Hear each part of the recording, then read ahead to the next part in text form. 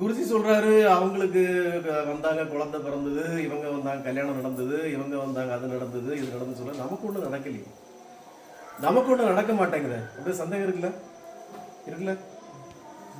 எல்லாம் அங்க நடந்தது, இங்க நடந்தது, அவங்களுக்கு நடந்தது, இவங்களுக்கு நடந்தது, நமக்கு ஒண்ணு நடந்த மாதிரி தெரியலையே.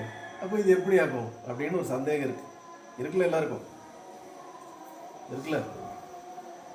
இது எப்படி நடக்குது? இப்போ பொதுவாகவே நமக்கும் சில எண்ணங்கள் இருக்கும். அவன் நல்லா இருக்கிறான், ஆனால் ஒரு நாளும் கோயிலுக்கு போக மாட்டேங்கிறான்.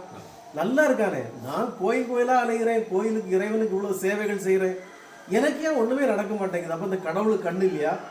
இல்லை அந்த கடவுளுங்கிறது பொய்யா? அவனுக்கு மட்டும் எப்படி இப்படி நல்லது நடக்குது? சாமியை திட்டிட்டு திரியிறான், சாமியை கண்டுக்கவே மாட்டேங்கிறான், நமக்கு மட்டும் ஏன் இப்படி, அவனுக்கு ஏன் இப்படி? இப்படி எல்லாருக்கும் ஒரு சந்தேகம் இருக்குல்ல? பலருக்கும் அது மனசுக்குள்ள இருக்கு. இவர் ஏதோ சொல்றாரு, நாமளும் யோகி ராமசோத்மா நாம பிரச்சாரம் முடியல வந்து அதை செய்து பார்க்குறோம், இதை செய்து பார்க்குறோம், நமக்கு ஒரு விடிவு காலம் வரமாட்டேங்குதே. ஆனால் அவளுக்கு அப்படி நடந்தது உண்மைதான், இவளுக்கு இப்படி நடந்தது உண்மைதான், கேட்கப்போ நல்லா தான் இருக்கு, நமக்கு ஏன் நடக்கல? அப்படி ஒரு சந்தேகம் இருக்கு. இதுக்கு பேராசிரியர் ஞான சம்பந்தன் ஒரு விளக்கம் சொல்றார். அவர் என்ன சொல்றாருன்னா, நாயன்மார்கள் எத்தனை பேரு? 63 பேர். இந்த 63 பேருக்கு உத்தேசமா என்ன வயசுகள் இருக்கும்? எல்லாருக்கும் 50, 60, 70, 80 இருக்கும். இந்த 63 நாயன்மார்ல ஒரே ஒருத்தருக்கு மட்டும் குழந்தை பருவத்திலே ஞானம் கிடைச்சது. யாரு? திருஞான சம்பந்தர். இந்த திருஞான சம்பந்தர் குழந்தையா இருக்கச்சே அவங்க அப்பா சிவனடியார் கோயில்ல ஏதோ சேவைகள் செய்யறவர். காலையில கோயிலுக்கு கூட்டிட்டு போறாரு, ஒரு குளத்தங்கரையில அவனை உட்கார வச்சுட்டு அவர் ஸ்நானம் பண்ண உள்ள இறங்குறார். அப்ப என்ன நடந்தது? இதுக்கு பசிச்சது, அப்பாவை காணோம். தாயார் வந்து, சிவனும் தாயாரும் வந்து பால் ஊட்டினாங்க. இந்த கதை தெரியும்ல? தெரியும்ல? அப்போ அவங்க ஊட்டிட்டு போயிட்டாங்க. இவனுடைய அப்பா மேலே ஏறி வந்தவர் பார்க்குறாரு, வாயெல்லாம் பாலா இருக்கு. அப்போ கேட்குறாரு, என்னடா இது, யார் செய்த வேலைடா இது, இந்த அசிங்கத்தை யார் இப்படி பண்ணது, நீ என்ன பண்ண அப்படின்னு கேட்குறாரு. இந்த குழந்தை பயந்து போய், எனக்கு பசிச்சது, ஒரு அம்மா வந்து, ஒரு அம்மாவும் ஒரு அப்பா வந்து பால் கொடுத்தாங்கன்னு சொல்லுது. யாரா உனக்கு இங்கே வந்து பால் கொடுத்தது அப்படின்னு அவர் அப்பா மிரட்டுறார். அப்போ அந்த குழந்தை சொல்லுது, அந்த சின்ன குழந்தை சொல்லுது, வந்தவன் எப்படி இருந்தான்னா தோடுடைய செவியன், அவன் காதுல தோடு இருந்தது, விடையேறினா என்னது, அவன் பைக்ல வந்தானா கார்ல வந்தானா அப்படிங்கிறத, விடைன்னா காளமாடு, விடையேறி ஒரு தூவன் மதிசூடி, ஒரு நிலவ சூடியிருந்தான், ஒரு நிலவ சூடியிருந்தான். அவன் காடுடைய சுடலை பொடி பூசி, சுடுகாட்டில் இருக்க அந்த சாம்பல் எடுத்து உடம்பு ஃபுல்லா பூசியிருந்தான். ஆனா அவனை பார்த்த உடனே என் உள்ளம் கவர்ந்துட்டு, என் உள்ளம் கவர் கள்வன், அப்படி ஒருத்தன் ஒரு அம்மாவும் வந்தாங்க. என்ன சொல்றான்? தோடுடைய செவியன் விடையேறி ஒரு தூவன் மதிசூடி காடுடைய சுடலை பொடி பூசி ஒருத்தன் வந்தான், எனக்கு அவனை ரொம்ப பிடிச்சி போச்சு. இப்ப அடுத்ததுதான் பாயிண்ட். உங்களுக்கெல்லாம் இருக்க சந்தேகத்தை அவர் சொல்றாரு. என்ன சொல்றாரு? ஏடுடைய மலரால் உனை நான், ஏடுடைய மலரால், தூய்மையான மலரால் அவனை பணிந்து ஏத்த அருள் செய்ய வீடுடைய பெருமாள் மேவிய பெருமாள் இவன் அன்றே. நான் எப்பிறப்பிலோ அவனுடைய திருவடிக்கு நான் மலரால அபிஷேகம் பண்ணியிருக்கேன் போல. யார் சொல்றா? இத்ரோட்டு குழந்தை சொல்லுது. வந்தவன் இப்படி இருந்தான், ஆனா அவன் ஏன் எனக்கு பால் தந்துருக்கான்னா, நான் எப்பிறப்பிலோ அவனுடைய திருவடிகளுக்கு தூய்மையான மலர்களால் நான் அபிஷேகம் செய்திருக்கேன் போல, அவன் அதனால எனக்கு இப்போ வந்து அமுது ஊட்டிட்டு போயிட்டான்னு அந்த குழந்தை சொல்லுது. அப்போ நீங்க இப்ப நல்லா கவனிச்சு பாருங்க, இந்த யோகி ராமசோத்மா நாம பிரச்சார குடில் இவ்வளவு நாள் நீங்க இருந்த வழிபாட்டில இருந்து உங்களை திசை திருப்பி, இவ்வளவு நாள் உங்க வழிபாடு என்ன, ஏதோ கோயிலுக்கு போவீங்க, பூவை கொண்டு கொடுப்பீங்க, அர்ச்சனை கொடுப்பீங்க, அவரு தாங்க முன்னு மந்திரம் சொல்லுவாரு, ஓதுவாரு, வருவாரு, சந்திரதிக்கு உங்க மேல எறிவாரு, நீங்க வாங்கிட்டு அப்படி வந்துட வேண்டியதான். இதான் நடந்துட்டு இருந்தது. ஆனா இப்ப நவடேஸ் நீங்களே அவருடைய திருவடிகளுக்கு நீங்களே மலர அர்ச்சனை பண்றீங்க, நீங்களே அவருடைய திருவடிகளுக்கு பாத பூஜை பண்றீங்க, நீங்களே அவருடைய திருமேனிக்கு அபிஷேகம் பண்றீங்க.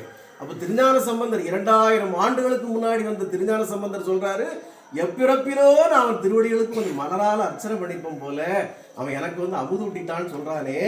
அப்ப இப்பிறப்பில நீங்க இந்த புண்ணிய சேவை செய்கிற உங்களுக்கு இறைவன் நிச்சயமா ஏதாவது செய்வான்ல. இப்போ இதுக்கு மேலே நான் உங்களுக்கு ஒரு விளக்கம் சொல்லிடுறேன். இப்போ நீங்கள் ஒரு பேங்க்ல உட்காந்துருக்கீங்க, பார்த்தா அந்த கேஷ் கவுண்டரில் நிறைய பேர் வரிசையாக போய் துண்டை கொடுத்து ரூபா வாங்கிட்டு போயிட்டே இருக்கிறாங்க. நீங்கள் பார்க்குறீங்க, என்னடா எல்லாரும் போகிறான் ரூபா வாங்கிட்டு போகிறான், நாமளும் போய் ரூபா வாங்கினா என்ன அப்படின்னு நீங்களும் வரிசையில் இருந்து பார்க்குறீங்க. உங்கள் முன்னாடி நிற்கிறவன் ஒரு 10,000 ரூபாய் எண்ணி வாங்கிட்டு போகிறான். நீங்களும் போய் எனக்கு ஒரு 10,000 ரூபா முடியாது அப்படின்னா அந்த பேங்க்கில் இருக்க கேஷியர் என்ன சொல்லுவார், உங்களுக்கு அக்கௌண்ட் இருக்கா, இந்த அக்கௌண்ட்டில் பணம் போட்டு வச்சுருக்கீங்களா? இல்லை எனக்கு பணம் இல்லை, அக்கௌண்ட் இல்லைங்க. அவருக்கு கொடுத்தீங்களா, எனக்கும் கொடுங்க. அவன் ஏற்கனவே அக்கௌண்ட் வச்சுருக்கான், அக்கௌண்ட்டில் போன தடவை 8,000 ரூபா போட்டு வச்சா வட்டி 2,000 ரூபா சேர்த்து 10,000 ரூபா எடுத்துகிட்டு போகிறான். நீ உனக்கு அக்கௌண்ட்டும் இல்லை, அக்கௌண்ட்டில் பணமும் இல்லை, உனக்கு எப்படி நான் காசு கொடுக்குறது அப்படின்னு சொல்லுவார். எதானே சொல்லுவார். அப்போ இப்போ நீங்கள் புரிஞ்சுங்க, பக்கத்து வீட்டுக்காரன் கோயிலுக்கே போக மாட்டேங்கிறான், சாமி கும்பிட மாட்டேங்கிறான்னா இவன் அக்கௌண்ட்டில் ஏற்கனவே போட்டு வச்சுருக்கான், அதை இப்போ அனுபவிச்சுட்டு இருக்கிறான். ஆனால் அடுத்த பிறகு எல்லாம் காலியாயிரும். ஆனால் நீ இப்போ கரெக்டாக பேங்க்ல அக்கௌண்ட் தொடங்கி சேமிக்க ஆரம்பிச்சிருக்க, உன்னுடைய வாழ்க்கை இனி அது வளமாகும். புரியுதுல்ல? அப்போ அவன் எப்பிறப்பிலோ செய்த புண்ணியத்தை இப்போ அனுபவிச்சுட்டு இருக்கிறான். இந்த பிறப்பில் நீ தொடர்ந்து செய்வாயானால் மீண்டும் நல்ல பிறப்பு இருக்கும், இல்லாவிட்டா கிடைக்கும். அப்போ இப்போ உங்களுக்கு புரிஞ்சிருக்கும்னு நினைக்கிறேன். ஏன் அவங்களுக்கு நடக்குது, ஏன் இவங்களுக்கு நடக்குது, நமக்கு நடக்கலைன்னா நாம போன ஜென்மங்கள்ல முறையாக ஒரு அக்கௌண்ட் தொடங்கல, அதில் பணத்தை சேமிக்கல, என்ன பாவியா வாழ்ந்தோமோ நமக்கு தெரியாது, என்ன படுபாவியா வாழ்ந்தோமோ நமக்கு தெரியாது. இந்த பிறப்பில் எல்லாத்தையும் சேர்த்து அனுபவிச்சுட்டு இருக்கிறோம். அதுதான் பகவான் சொன்னார், இந்த பிச்சைக்காரனுக்காக நீங்கள் செலவழிக்கும் நேரமும் பணமும் வீணாகாது, அது பல மடங்காக திரும்ப வரும்னா அது உடனே வரும் இல்லை. இங்கே 1000 ரூபா போட்டால் வெளியே போகிற 10,000 ரூபா கிடைக்கும் இல்லை, அது வரும். அது ஒரு நாளும் வீணாகாதுன்னு சொல்லிட்டார். நீ ஒரு மலர் எடுத்து போட்டால் கூட அது வீணாகாது. அங்கே வந்து உட்காந்து 2 மணி நேரம் ஸ்பெண்ட் பண்ணுறீங்க, இந்த நேரம் வீணாகாது, உனக்கு மீண்டும் பல மடங்காக திரும்ப வரும். அப்போது அந்த ஞான சம்பந்தருக்கு இருக்கிற ஞானத்தில் பகுதியே நமக்கு இருக்கணும். அது சொல்லுது, எப்பிறப்பிலோ நான் அவனுடைய திருவடிகளும் கொஞ்சம் மலர் போட்டிருப்பேன் போல அவன் எனக்கு அமுது ஊட்டிட்டான்ங்கிற ஒரு கான்ஃபிடன்ட் உங்களுக்கு இருக்கணும். நாம் இன்னமும் ஏதோ அவுத்துவிட்ட காலமாடு மாதிரி ஆடு மாதிரி போய் ஐயோ ஐயோன்னு அலையவே கூடாது. இறைவனுக்கான சேவையை மனப்பூர்வமாக திருவுளமாக அவருக்கு செய்துக்கிட்டே இருந்தார், அது உங்கள் பேங்க்ல அக்கௌண்ட்ல சேர்ந்துக்கிட்டே இருக்கிறதா அர்த்தம். அதை இறைவன் சும்மாலாம் விட மாட்டான், வட்டியோட திருப்பி தருவான். இதுக்கு தான் நம்ம ஏற்கனவே ஒரு போனஸ் பாயிண்ட் வேற சொன்னோம். இது நீங்க மட்டும் செய்யாம உங்களை சார்ந்தவர்களுக்கும் இந்த இதே விஷயத்தை நீங்க எடுத்து சொல்லி அவங்களும் ஒரு அக்கௌண்ட் ஆரம்பிச்சா பேங்க் மேனேஜர் சொல்லுவார், சார் ஒரு 10 ஆள் பிடிச்சி கொடுங்க சார், உங்களுக்கு ஒரு டைரி தரேன் சார், ஒரு டைரி தரேன் சார் அப்படின்னு சொல்லுவார். அப்போ உங்களுக்கு ஒரு எக்ஸ்ட்ரா போனஸ் கிடைக்கும்.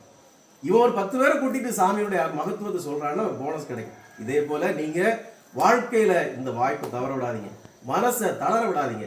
திருஞான சம்பந்தர் மாதிரி குழந்தை பருவத்திலே நமக்கு கிடைக்காட்டாலும் அப்பர் பெருமான் மாதிரி 85 வயசுலயாவது நமக்கு கிடைக்கும், இறைவனுடைய அருள் கிடைக்கும். புரியுதுல்ல? என்ன விஷயம் தான் கரெக்டா புரிஞ்சிருக்கு. அப்போ அதற்காக நாம காத்திருக்கணும். இறை சேவை, இறைவனுக்காக நீங்கள் செலவழிக்கும் நேரமும் அவருக்காக நீங்கள் செலவழிக்கும் கொஞ்சம் பணமும் ஒரு நாளும் இறைவன் அதை வீணாக்க மாட்டார். அவர் மனிதர்களை போல அதை தூக்கி தூர போட மாட்டார். நீங்கள் மனதார நினைக்கும் ஒவ்வொரு நொடியும், அவருக்காக போடும் ஒவ்வொரு புஷ்பமும், அவருக்காக செலவழிக்கும் ஒவ்வொரு நேரமும், இது தவிர அடியார்களுக்காக நீங்கள் செய்கிற திருப்பணியும் இறைவன் பார்த்து கொண்டே இருக்கிறார். அது ஒரு நாளும் உங்களுக்கு வீணாகாது. இப்போ நீங்க அனுபவிச்சுட்டு இருக்கிறதெல்லாம் முற்பிறப்பில விதைச்ச விதைகள். இது சரியாகும் போது இறைவன் சீக்கிரமாக நமக்கு யோகிராம் சுவர்குமார் ஜெயக்குமார்.